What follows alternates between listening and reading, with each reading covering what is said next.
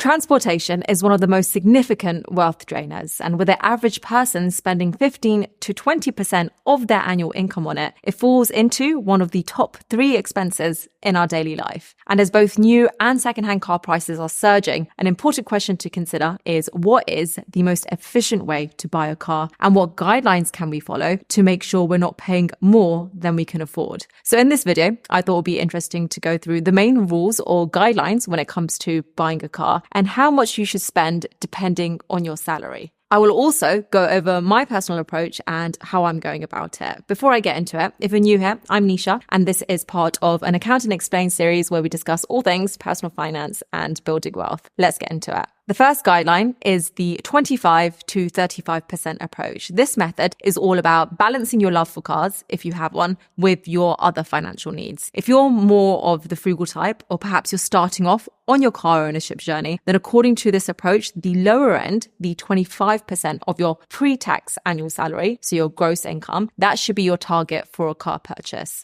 On the other hand, if buying a car sits high up in your priorities and you're willing to trim down on other expenses to accommodate this, then you may be able to push that budget up to 35% of your annual income. So that means for those earning $40,000 a year, you can expect to spend between $10,000 and $14,000 based on these guidelines on a new car. If you're bringing in $60,000 a year, then you're looking at a price tag ranging between $15,000 and $21,000. And if you're on a salary of $100,000 a year, then the sweet spot for a new car purchase lies between $25,000 and $35,000 using these rules. This isn't a hard and fast rule, but it's a guideline to keep you from overdoing it. If you've got other financial commitments, or you'd prefer to allocate your funds towards other life pleasures, you want to aim towards the lower end of that. And that's what I would recommend if you're going for this approach. The next guideline you can consider is the 24-10 approach, which is a very simple yet very effective strategy when making a wise car purchase. The 20% stands for the down payment you should be making on your car. So let's say you're eyeing up a $30,000 car. That means $6,000 of that should be your down payment. If you're not able to afford $6,000, then you want to look for a car that is cheaper,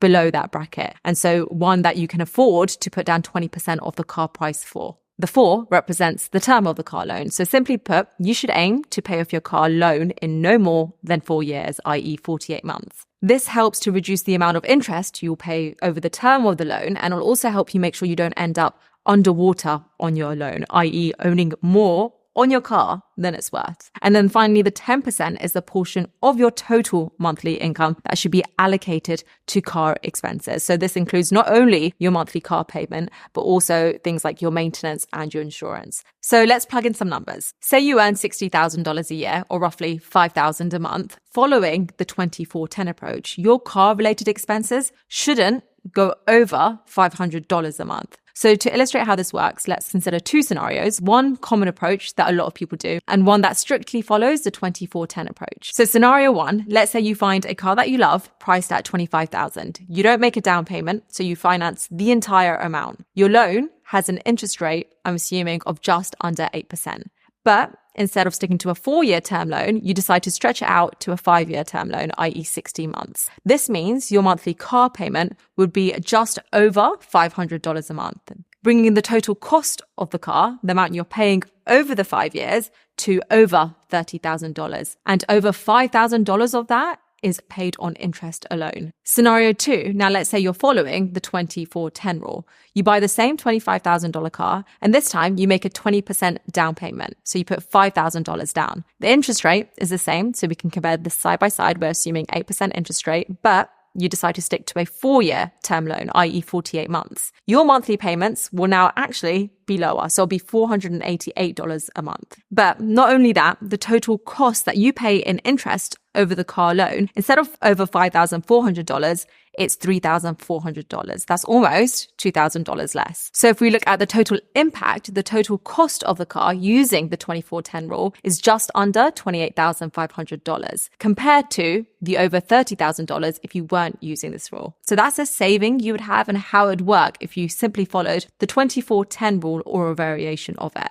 That then leads me to the third strategy, which is the cash approach. Cash approach, one of the benefits of buying a car outright is that you completely eliminate the need for financing, saving you from paying any interest whatsoever. It sounds simple, but depending on the car you're buying, this approach requires a lot of money upfront, which can firstly considerably drain your savings or your emergency fund. And secondly, the reality for many people is that they don't just have $25,000 sitting in their bank account ready to be spent on a car. So there's a middle ground approach that still follows the principles of fiscal prudence. And one alternative is to buy a secondhand car outright using what you would have spent on a down payment for a new car. So referring back to the previous scenario, this would mean spending $5,000 on a car outright. Yes, the car you get for $5,000 might not be anything special or the latest model in anything, but remember, this is about understanding the trade-offs and the benefits of delayed gratification. The second-hand car approach, looking at its potential benefits over a 4-year term, which is the same time period we were looking at with the 24/10 rule. If you had been paying $488 a month for a new car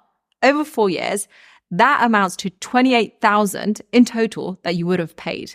Instead, if you used $5,000 of that to buy a car outright, and for the sake of simplicity, let's assume that the rest of the money that you would have paid towards your car payment, you in fact saved, then by the end of year 4, you would have saved up enough to potentially afford to buy a $23,000 car outright in cash after 4 years, again, eliminating the need for any financing. So essentially, by spending less now, you have the potential to afford more in the future, whilst also paying less in the form of interest and minimizing your exposure to debt. And then finally, let's go into what my take is on this and how I'm going about it. So I'm going for the delayed gratification route and indication. So in some instances, such as in my personal experience, the best decision is opting for no car at all. I found that not owning a car right now is the most cost-effective route for me. So I ran the numbers and found that getting a taxi or an Uber whenever I needed a car turned out to be more cost efficient than the cost associated with leasing, with financing, with buying a car outright, and the costs of fuel, insurance, maintenance, etc. So I'd rather spend that money from foregoing car ownership towards aspects of my life that offer greater value or positively impact my financial situation at this stage. That means spending on convenience, spending to outsource tasks, and reinvesting the funds in a way so that when the day comes that buying a car is a priority, it doesn't take away from other things that I want to do as well. When it comes to these numbers, obviously, like everything, they are guidelines, and it all comes down to where you place buying a car in the level of importance in your life and how you want to budget for it.